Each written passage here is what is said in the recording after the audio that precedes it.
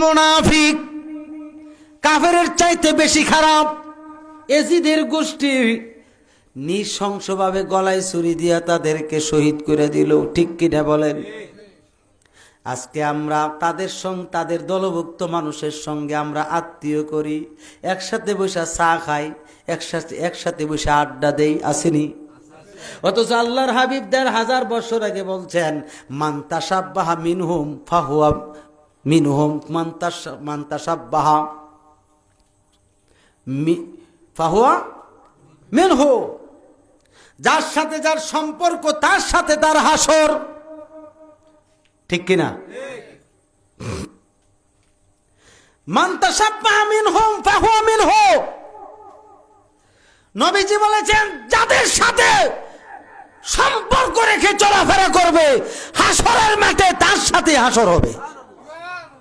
আপনার সম্পর্ক যদি মুনাফিকের সাথে হয়, ওয়াহাবীর সাথে হয়, দুশমন রাসূলের সাথে হয়, আহলে বায়তের দুশমনের সঙ্গে হয়, হাসর হবে তাদের সাথে। কথা ঠিক কিনা? আর আপনার সম্পর্ক যদি হক্কানি একজন আহলে সুন্নাত ওয়াল জামাতের ব্যক্তির সঙ্গে হয়, হাসরটা হইব তার সাথে। কথা ঠিক কিনা?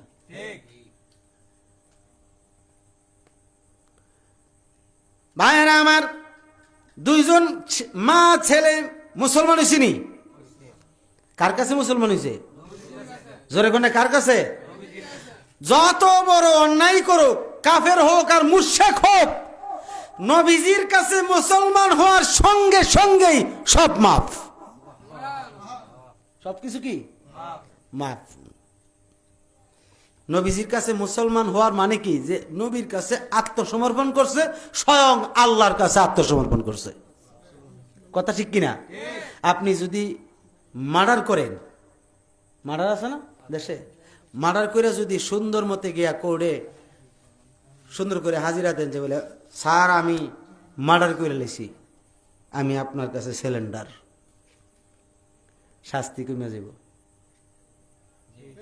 কথা কোনা? শাস্তি কমে যাব, অনেক কমে যাব শাস্তি।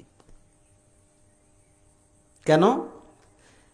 কোর্ট বলবে সে আমার কাছে ধর্ণা দিয়ে আত্মসমর্পণ করে ফেলেছে, সে বেগে যেতে পারত, দূরে সরে যেতে পারত, কিন্তু সে যায় নাই, সে আমাকে সম্মান করছে। এটার একটা আইন আছে। কি আছে? আইন আছে। শাস্তি যেখানে 10 বছর, সেখানে হবে মাত্র 3 বছর বা 4 বছর।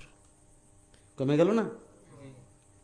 কিন্তু এখন তো দেখছি ভাগ্য জায়গা আগে পলায়ন করে। নবীজি বলছেন, মুসলমান হয়েছে তো পুরস্কারটা তো দেওয়ার লাগে। যে কবজাটা কাটছো এটা কই? হুজুর জুলির ভিতরে তৈরি রাখছি। এটা কি করতেন? দেন আমার হাতে দেন। আমি জিজ্ঞেস করি, আমাদের এলাকায় যদি কেউ যদি আঙ্গুল কেটে ফেলে, আঙ্গুলটা যদি একেবারে আলাদা হয়ে যায়, বাংলাদেশটা ইন্ডিয়া সহ এমন কোন হসপিটাল আছে যে আঙ্গুলটা লাগাইতে পারবো? গেলেই কবে কি থাকো, একটু চামড়াটা যদি লাগিয়ে থাকতো তারপরে চেষ্টা করলাম বলে। কারণ এটা আলগা হয়ে গেছে, লাগানো কোনো সম্ভব। কারণ লাগাইতে গেলে এটা দেরি হয়ে যাবো গা, কি মানে বরাবর হবে না, মিল হবে না, এটা অটোমেটিক দেরি হয়ে যাবো, অথবা সোজা হয়ে থাকবো, পাকা করতে পারবে না। যদি চামড়াটা লেগে থাকে, এটা জোড়াও লাগবে, কাজও সেলাইও করতে পারবে, আবার এটা দিয়ে চলতেও পারবে। কিন্তু আমার নবীর কাছে কাটা কবজাটা দিছে, দেওয়ার পরে ওই কাটা অংশটাতে নবীজি এইভাবে লাগাইছে, লাগাইয়া নবীজি থুতু মুবারক দিয়ে এইভাবে লেপদা দিছে, আগের হাত হয়ে গেছে। এই দেশের কোন মোল্লা মুন্সি আসেনি, আহলে হাদিস বলেন, সালাফি বলেন, কারো ক্ষমতা আছে একটা আঙ্গুল আলাদা হয়ে গেলে সেটা লাগাইতে? ইমাম হুসাইন যদি কষ্ট পায়, আমি আল্লাহ নিজে কষ্ট পাইমু। দুস্থ গো, আপনি মাথা মুবারক উঠাইবেন না, আপনি সাজদা উঠাইবেন না, যতক্ষণ পর্যন্ত নিজে থেকে ইমাম হুসাইন না নামবে, ততক্ষণ পর্যন্ত আপনি। নবীজি সেজদা থেকে মাথা মুবারক উঠায় না, ও কোনো কিছু হয়ে গেল নাকি? কিন্তু সাহাবীরা নবীর সঙ্গে সেজদায় যে গেছে, তারাও সেজদা লম্বা করছে। যখন ইমাম হুসাইন রাদিয়াল্লাহু তাআলা আনহু যখন সেজদা মাথা মুবারক থেকে নেমে গেলেন, গর্দান মুবারক থেকে নেমে গেলেন। নেমে যাওয়ার পরে নবীজি মাথা মুবারক উঠাইলেন। উঠানোর পরে যখন নামাজটা শেষ করলেন, সাহাবীরা জিজ্ঞাসা করছে, ইয়া রাসূলুল্লাহ, জীবনে তো কোনোদিন এত বড় লম্বা সেজদা দিতে আমরা দেখি নাই। নবী গো, কি এমন বিষয় হয়েছিল আপনি সেজদা মুবারক লম্বা করে দিলেন, কারণটা কি?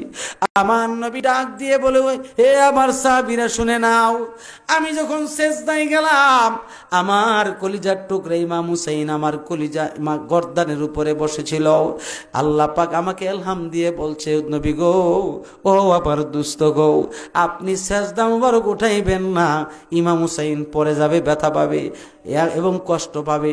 এই কষ্ট আমি আল্লাহ সহ্য করতে পারবো না। ওগো আমার দোস্ত, যতক্ষণ পর্যন্ত হুসাইন নিজের থেকে নামে ততক্ষণ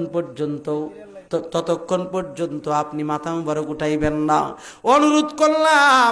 এবার আমার নবীজি বলছে, হে আমার সাহাবীরা, আমার আল্লাহর অর্ডারে আমি সেজদা লম্বা করছি, কেননা ইমাম হুসাইনকে কষ্ট দেওয়া আমি নবীর পছন্দ না।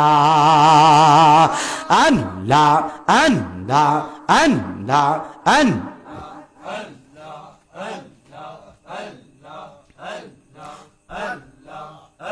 और देख ले तार